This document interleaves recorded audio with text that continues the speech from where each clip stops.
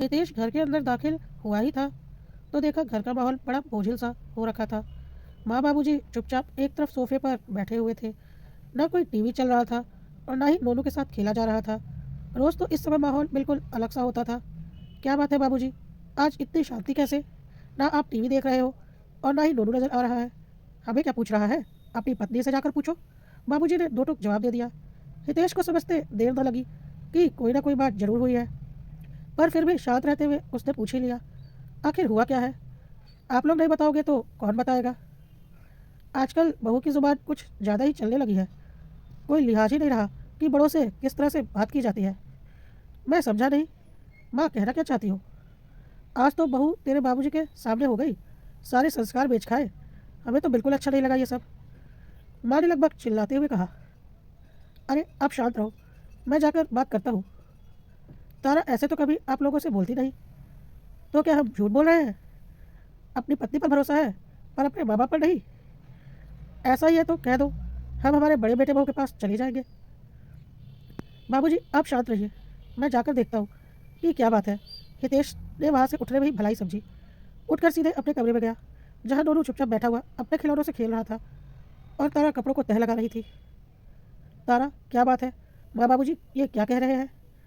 उन्होंने तो बता ही दिया होगा कि आज मैंने उनसे जुबान लड़ाई है। हाँ बता दिया, पर मैं जानना चाहता हूँ कि ऐसा क्यों? तुम तो माँ और बाबूजी से कभी ऊंची आवाज़ में बात भी नहीं करती थी। कारण नहीं बताया उन्होंने। बताया होता तो क्या मैं तुमसे पूछता? क्या करूँ, बहू पर एक माँ हावी जो हो गई थी, इसीलिए। मतलब? तुम्हें पता है ना, बाबूजी की आदत है हर बात पर गाली गलौज करने की।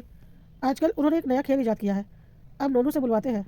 माँ जी कुछ भी कहती नहीं, उल्टा नोनू के मुंह से सुनकर जोर जोर से हंसते हैं। इस बच्चे को थोड़ी न पता है कि वह क्या बोल रहा है। बहुत ही इसलिए बर्दाश्त कर लिया, लेकिन अब मैं एक माँ हूँ तो ये बर्दाश्त नहीं करूँगी। कई बार माँ से कह चुकी हूँ कि बाबूजी को समझाएं, पर नहीं। आज सुबह नोनू को दूध पीने के लिए कहा तो उसने दूध पिया नहीं। जब मैं उसे डांटने लगी तो उसने मुझे माँ बहन की गालियाँ दी।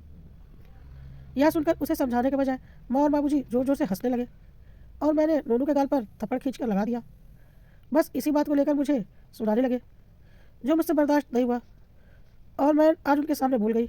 उनके लिए तो यह सिर्फ एक खेल है, पर मेरे बच्चे के लिए अब बस ना मैं गाली सुनूंगी और ना ही आने वाली पीढ़ी में किसी और को सुनने दूंगी। कहते कहते तारा चुप हो गई। गलती तारा की भी नहीं थी, इसलिए हितेश तारा को कुछ कह नहीं पाया।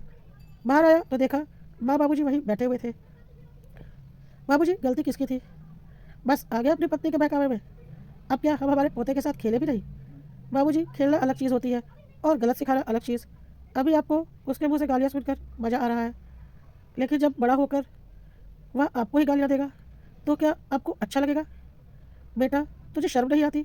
या इसी दिन के लिए तुम्हें पैदा किया था कि तुम अपने बाबूजी के सामने हो जाओ? माँ ने एक बार फिर जोर से बोला।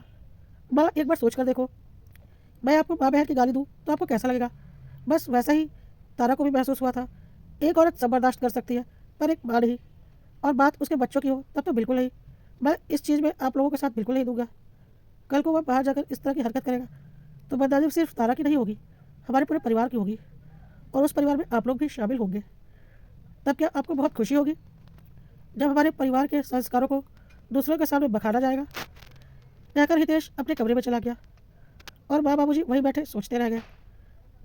दोस्तों कई घरों में देखा गया है, जब छोटे बच्चे अपने मुंह से तुतलाते हुए अपशब्द बोलते हैं तो बड़े उन्हें रोकने की जगह काफ़ी इंजॉय कर रहे होते हैं। पर यह गलत है, क्योंकि हम गलत को ही तो बढ़ावा दे रहे हैं। उन्हें नहीं पता कि वो क्या बोल रहे हैं, और यह समझाना घर के बड़ों का फर्ज होता है।